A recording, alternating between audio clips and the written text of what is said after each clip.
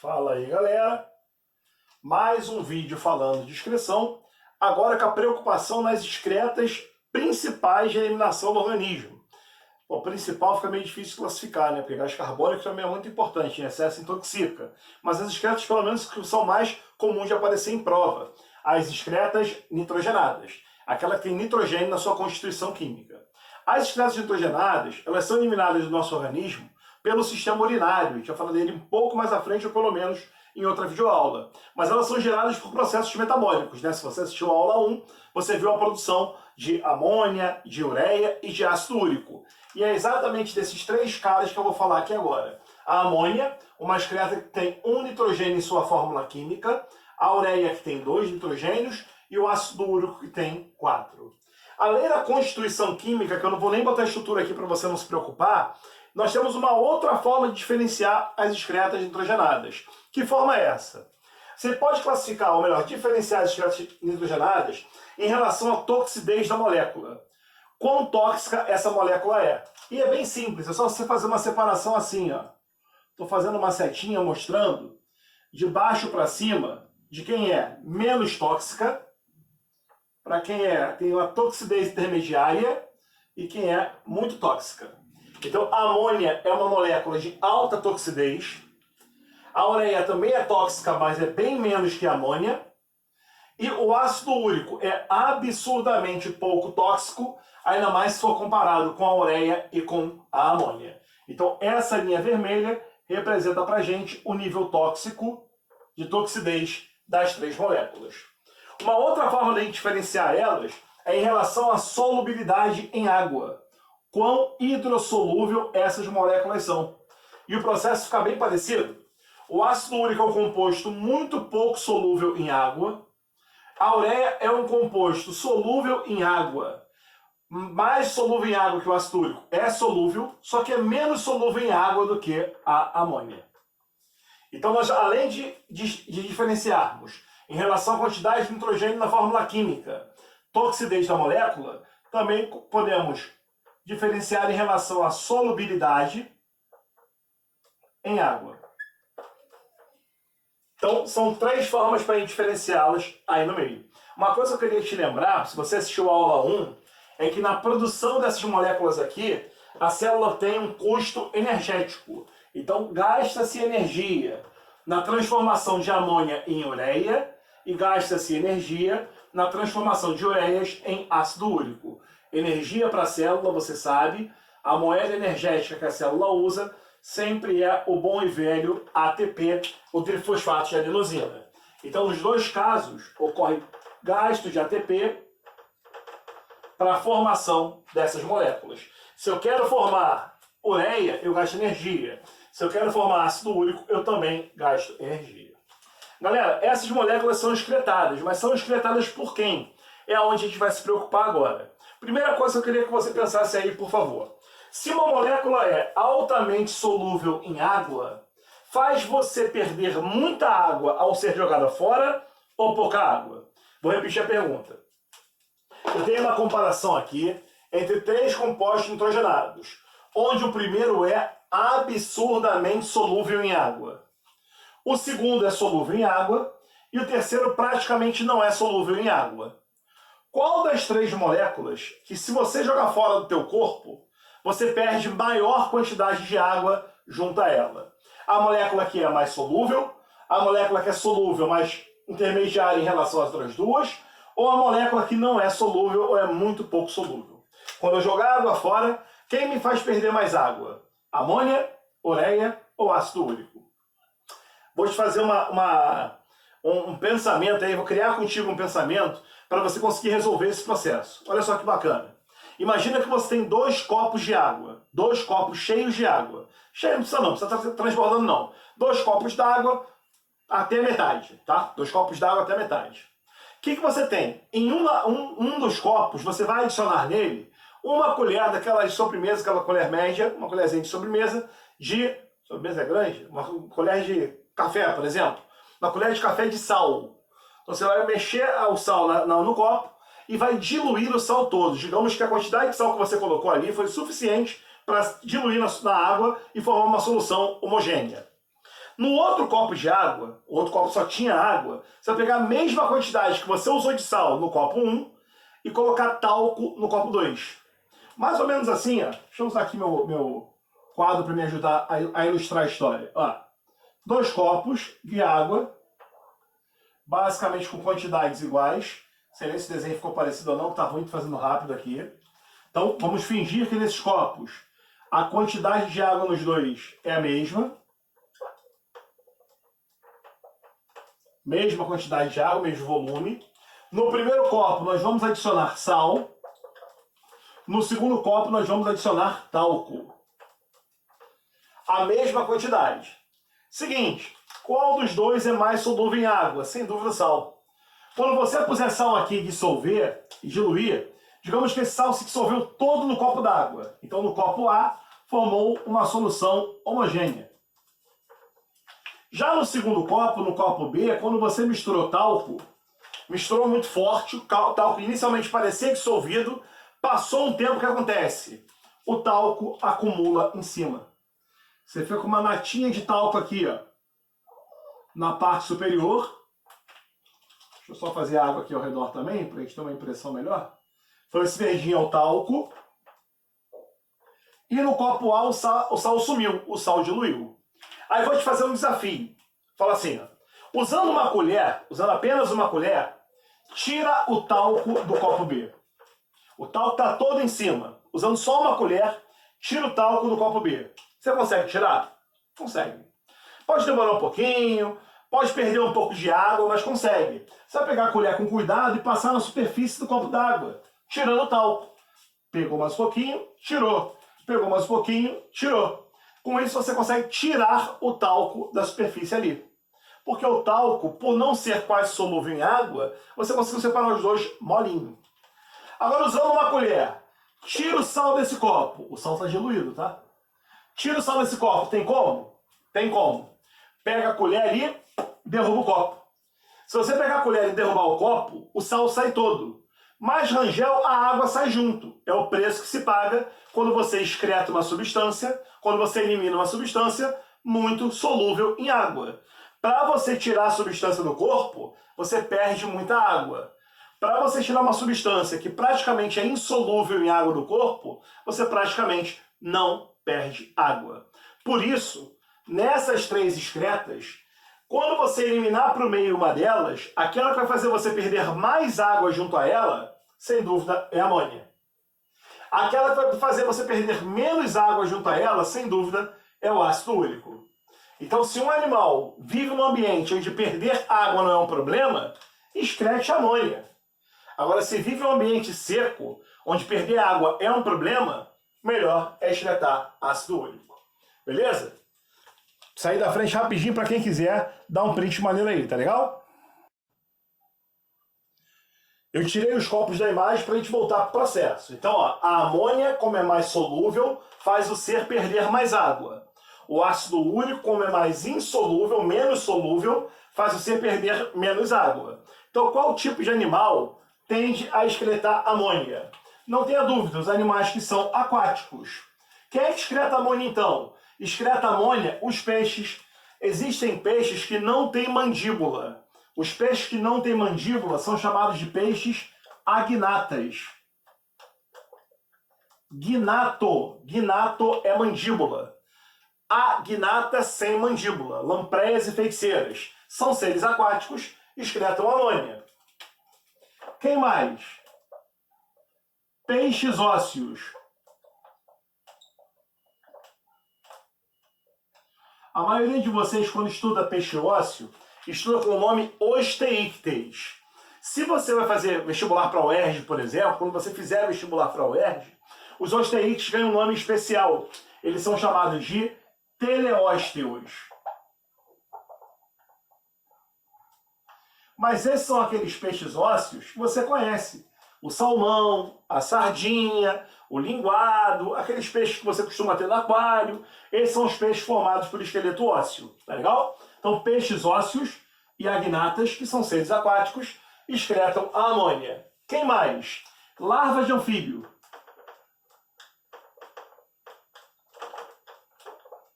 Os girinos, por exemplo, eles excretam amônia também. Assim como alguns anfíbios que durante a vida adulta são aquáticos, mas na verdade eles continuam mesmo como larvas, tá? Larvas que conseguem se reproduzir. Um desses anfíbios se chama axolote, beleza? Esse cara, ele é uma larva que consegue se reproduzir, aí vira um anfíbio aquático até na fase adulta, né?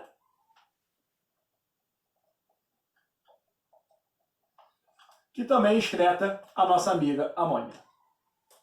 Então os caras que estão em ambiente aquático, eles acabam excretando amônia. Aí o que acontece? O cara vai conquistar um ambiente terrestre. Se o cara sai do ambiente aquático para conquistar um ambiente terrestre, uma das coisas mais importantes para ele é economizar água. Porque se ele gastar muita água no ambiente que ele tiver, no ambiente terrestre, ao perder essa água na hora da excreção, vai faltar água para ele. Ele vai desidratar. Então, para evitar a desidratação, quando a evolução tira os vertebrados da água, tira os cordados da água, a evolução faz eles mudarem de excreção. Param de excretar ureia, excretar amônia, e excretam ureia, que é uma molécula muito menos solúvel. Faz perder muito menos água. Aí esses caras, com a excreção da ureia, economizam água no corpo. Quem são esses caras que você está falando aí, Rangel? Esses caras são os anfíbios terrestres. Adultos, tá? Adultos. Os anfíbios terrestres excretam ureia. Um outro grupo que também excreta ureia, que é interessante que a maioria nem se liga nisso, porque são peixes que vivem na água, se vive na água excreta amônia, esses caras não. Esses caras excretam ureia por outro motivo, não é por economia de água não, porque eles são aquáticos. Quem são esses caras? São os caras que você estudou como peixes cartilaginosos. A maioria deve ter aprendido como condrites. Condrites. O problema é que peixe cartilaginoso, a gnata também é. Aí isso dá um probleminha pra gente, né? Então, na verdade, a gente tem um outro nome. O nome correto da classe deles é Elasmobranquios. E esses elasmobranquios que eu estou conversando com você aqui, tem como integrante mais famoso, sem dúvida, o tubarão. Tubarão, arraias, esses caras excretam ureia mesmo sendo aquáticos. Mas por que eles excretam ureia se perder água não é um problema para eles? O problema é o meio de vida onde eles estão. Os tubarões, eles vivem em água salgada. E como o ser vive em água salgada, ele tende a desidratar, a perder água. Por quê? O meio água salgada é hipertônico em relação ao organismo do tubarão. E as brânquias do tubarão são altamente permeáveis à água. Então, se o tubarão tiver no meio hipertônico a ele, as brânquias vão perder água e o tubarão vai desidratar, morrer seco dentro da água. É uma coisa parecida que pode acontecer com o ser humano. Se o humano beber água do mar, quanto mais água do mar ele bebe, mais desidratado ele pode ficar. A gente vai ver isso um pouquinho mais à frente, ainda falando sobre excreção. Tá legal? Então, por que o peixe cartilaginoso, do tipo elasmobranquio, tubarões e raias, por exemplo, excretam a ureia? Porque a ureia acumula no corpo deles e faz com que o sangue deles, o corpo deles, acabe ficando isotônico em relação à água do mar. A ureia aumenta a tonicidade do sangue, faz ele ficar com uma tonicidade tão alta quanto a água do mar, que assim, eles ficam isotônicos. A água que a brânquia perde para a água do mar é igual à água que ela consegue absorver de novo. Então esses caras excretam a ureia para se regular osmoticamente no ambiente onde vivem. E um outro grupo que excreta ureia, e não é só por perda de água, são os mamíferos. Nós, por exemplo, nós excretamos ureias. Mas dos 3 principais grupos de mamíferos, só 2 excretam ureia. São os mamíferos marsupiais, aqueles que têm bolsinha, sabe? Onde o exemplo mais famoso é o canguru. Bom, nós somos brasileiros, nós temos os nossos marsupiais. O nosso gambá é o mais famoso de todos. E além dos marsupiais, temos os placentários.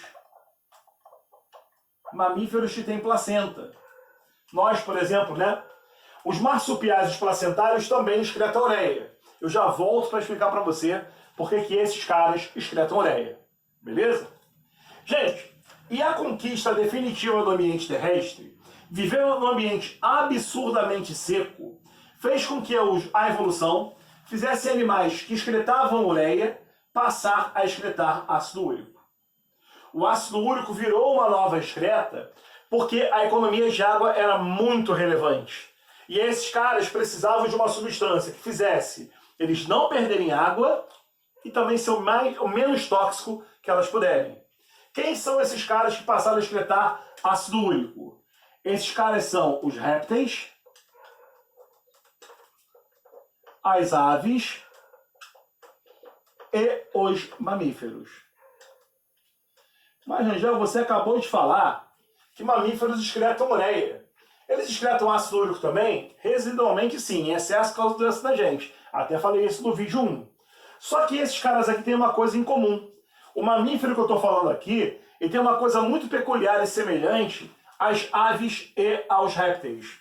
Que coisa muito semelhante é essa, Rangel? Répteis, aves e mamíferos desse grupo são animais ovíparos. E por serem ovíparos, precisam excretar uma substância que não seja tóxica, senão o embrião vai morrer. Eu vou te dar um exemplo. Ó, a galinha bota um ovo. A galinha e o galo fazem saliência. A galinha é fecundada, forma um ovo galado, fecundado, e esse ovo galado é posto por ela. Quantos dias leva mais ou menos para o pintinho nascer? Aproximadamente 21 dias. Nesses 21 dias, a excreta que o pintinho fabricar, ele tem que excretar dentro do ovo. O pintinho não sai do ovo, mija e volta. Ele faz xixi dentro do ovo. Esse xixi que ele faz dentro do ovo, ele tem substância nitrogenada nele. Mas não pode ser tóxica, porque senão vai intoxicar a ele mesmo. Qual das três é a menos tóxica de todas? Sem dúvida, a menos tóxica é o ácido úrico. Como o ácido úrico é o menos tóxico, é o ideal para ser excretado por ovíparos. Mas, Angel, que mamífero ovíparo é esse que você está falando? Quem é esse mamífero ovíparo aqui aparecendo nessa história? Os ornitorrincos, as equidnias, animais nativos da Austrália, nativos da Oceania, que são ovíparos até hoje. O antepassado mamífero também era ovíparo. A evolução trouxe para ele novas formas de reprodução. Um nascimento com desenvolvimento prematuro nos marsupiais, né? O filhotinho nasce prematuro, vai para a bolsa da mãe para amamentar ali, para se alimentar e acabar o desenvolvimento, ou um desenvolvimento completo dentro da barriga da mãe, com troca de substâncias, como fazem os placentários. Então, os mamíferos mais modernos, eles evoluíram, deram um passo atrás na evolução, porque ao voltar a excretar a ureia, esses caras começam a excretar uma molécula onde faz eles economizarem um pouquinho mais de água. Então eles são tão metabolicamente evoluídos e desenvolvidos, além de não precisarem se prevenir de uma substância tóxica demais durante o desenvolvimento embrionário, que eles puderam evoluir no processo. E é por isso que cada um desses grupos excreta o que está citado aí no quadro. Só para a gente fechar, os animaizinhos também são classificados de acordo com o que excretam. Animais que excretam amônia são chamados de animais amoniotélicos. Os que excretam ureia são chamados de animais ureotélicos. E para aproveitar esse quadrinho aqui, ó, eu também posso separar esses animais de acordo com o que eles excretam, né? E eles ganham nomenclaturas especiais. Por exemplo, o animal que excreta amônia é chamado de amoniotélico. O animal que excreta ureia é chamado de ureotélico. O animal que excreta ácido úrico é o uricotélico. E vamos aproveitar essa partezinha final aí, só para fazer uma comparação. Digamos que você tenha a oportunidade divina, ou dos divinos, ou até, para quem é ateu também assistindo, de formação mesmo dos seres vivos, de escolher a excreta que o próximo ser vivo que vier para a Terra vai liberar. Então vamos criar um novo ser vivo, vai aparecer uma espécie nova, a evolução, ou Deus, ou os deuses, criarão um novo ser vivo, criarão um novo ser vivo, e esse ser vivo novo tem que ter uma excreção. qual das 3 excretas você escolhe para o seu ser vivo novo. O novo ser vivo, onde você vai ser o designer dele, vai ter que ter uma forma de respiração, uma forma de circulação, uma forma de digestão e uma forma de excreção também. Você vai ter que escolher uma excreta nitrogenada para ele eliminar. Qual é a excreta ideal para esse ser vivo que você vai criar aí? Resposta mais coerente para você é: depende de onde esse cara vai viver. Se o organismo é de um ambiente aquático, dá amônia para ele. A amônia, ela é muito solúvel, faz o cara perder muita água. Mas repor água para quem é aquático não é um problema. Se é de um ambiente muito seco, dá ácido úrico. Ele vai gastar energia para produzir, vai ter um gasto energético. Porém, essa energia que ele gastar vai compensar a economia de água que ele vai ter. Ele vai economizar água, daí vai ser tão vantajoso para ele, tá legal? Se for um cara intermediário, um ambiente intermediário, deixa com a ureia mesmo e ponto final. Beleza? Então, brincadeiras à parte para você entender, a excreta vai ser de acordo com o meio que você vive. Só toma cuidado, baleias são mamíferos aquáticos. Ah, é aquático excreta amônia, Rangel? Não, excretam ureia ainda, beleza? Crocodilos, na Austrália tem crocodilo marinho, tem crocodilo de água no mar. O que ele excreta? O crocodilo aquático australiano excreta ácido úrico. Então, mas vive na água, por que ele excreta amônia? Evolução, gente. Característica dos crocodilos é excretar ácido úrico. Pode ser que no futuro, pode, ou não pode. Aí só a evolução, ou Deus, ou os divinos vão dizer isso pra você. Beleza? Ou pode ser, a gente não vai considerar aqui. Tá legal? Então, ó, esse é o pensamento final sobre excretas nitrogenadas que eu tinha para falar para você. Beleza? Se quiser printar, o momento é esse aí. Não há hora melhor. Valeu, galera. Já se despedindo, até mais.